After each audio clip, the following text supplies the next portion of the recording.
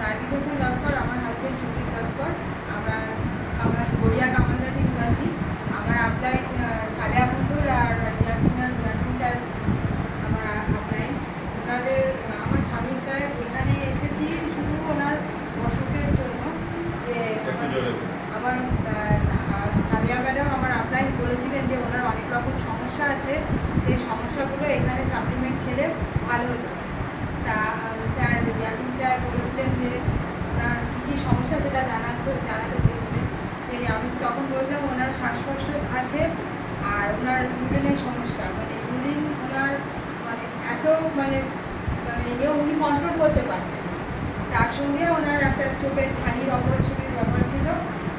এই তিনটে সমস্যা ওনার ছিল। মেন সমস্যা ছিল যে আমি যখন একদিন এখান থেকে মিটিং ছেড়ে যাচ্ছি, স্যারকে বলছি যে আমি আসতে পারবো না স্যার, কদিন বলে কেন, ওনার চোখের অপারেশন হবে। তখন ওনাকে বললো, সালেহা ম্যাডাম আমাকে অনেকদিন আগেই বলেছিল যে আই সাপোর্ট খাওয়ার কথা। তা স্যারের সাজেশনে উনি আই সাপোর্ট খাওয়া আরম্ভ করে।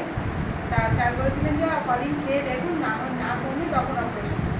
আই সাপোর্টটা উনি 1 মাসের মতনই খেয়েছেন। খেয়ে ওনার চোখের সমস্যাটা, আগে রাতের বেলা গাড়ি চালাতে গেলে অসুবিধা হতো, সেই সমস্যা নেই এখন। আর ইউরিনের জন্য তো ইউরিন কন্ট্রোল খেয়ে ওনার মানে পুরো ইউরিনের সমস্যাটা এখন চলে গেছে।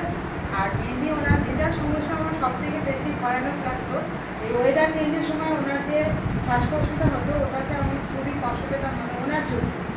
আর সেখানে স্যার আমাদের সাজেশন দিয়েছিলেন যে কোলেস্ট্রম,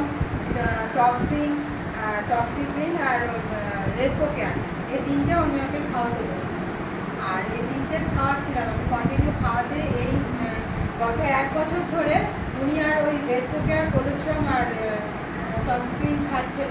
উনি শুধু একমাত্র ননিটাই রেগুলার খাচ্ছেন আর ফ্ল্যাক্স অয়েলটা, আর উনি কোনো সাপ্লিমেন্ট খান না। ওনার শ্বাসকষ্ট একদমই নেই। ইনহেলার ওনার নিতেই হয় না। আগে তো 3 বার করে ইনহেলার নিতে হতো, পকেটে সারাক্ষণ একটা এমার্জেন্সি ইনহেলার নিয়ে রাখতেন। আর এখন তো ওনার সেরকম কোনো সমস্যাই নেই। কি বলবেন প্রেস্টিজ নিয়ে? প্রেস্টিজ হচ্ছে যে প্রেস্টিজের দম আছে, প্রেস্টিজের প্রোডাক্টের দামের থেকে দম বেশি। আর এটা বিশ্বাস করে খেলে অবশ্যই রিকভার করবে। আর এখান থেকে যদি কেউ কিছু করতে চায় অবশ্যই আমি বলবো, আমি তো অবশ্যই এখান থেকে খুব নিজের পরিচয়টা আস্তে আস্তে আমি বাড়াতে পারছি যে হাউস